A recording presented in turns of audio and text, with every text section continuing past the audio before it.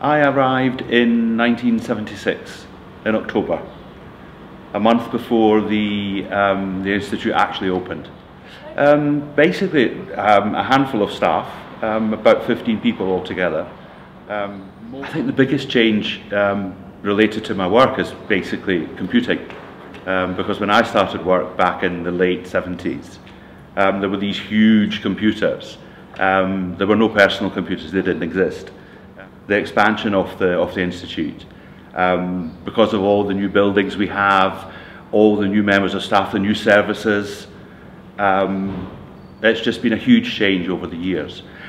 Honestly, I really don't know what will happen in the next 30 years. It has become growingly more and more, I mean, okay, it was an institute founded and started up by the member states of the European community. The lifestyle, I think, obviously is Italian and is Tuscan in a way. But I think the European University Institute has always been, to say it in Italian, it's an isola felice, it's a sort of happy island. I don't think there's such a strong Italian influence here. It's very international, and becoming more and more so. It's broader. It's not just European Union anymore, I would say.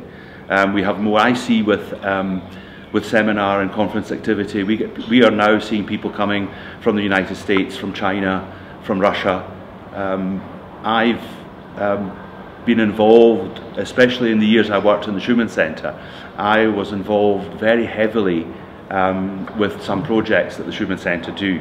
And a lot of the sort of Arab side of the Mediterranean countries are always been coming over for the Mediterranean program, for example, and these are not European Union member states, so that's already been going on for quite a long time. The royal visit back in 2002, it was a great honour that we were allowed to actually have morning tea with Prince Charles. He was extremely interested in why someone from Scotland, as you can hear with my Scottish accent, was actually working here. And then of course he said, "What do you do here?" I said, "I work with computers." And he said, "Why is someone from Scotland coming to Florence to work with computers?" So I, at that point, started telling about that I had come over here in the 70s and I had been working here all this time. And he seemed extremely interested. He was just terribly nice, interested. He asked me quite a lot of questions. I would say so.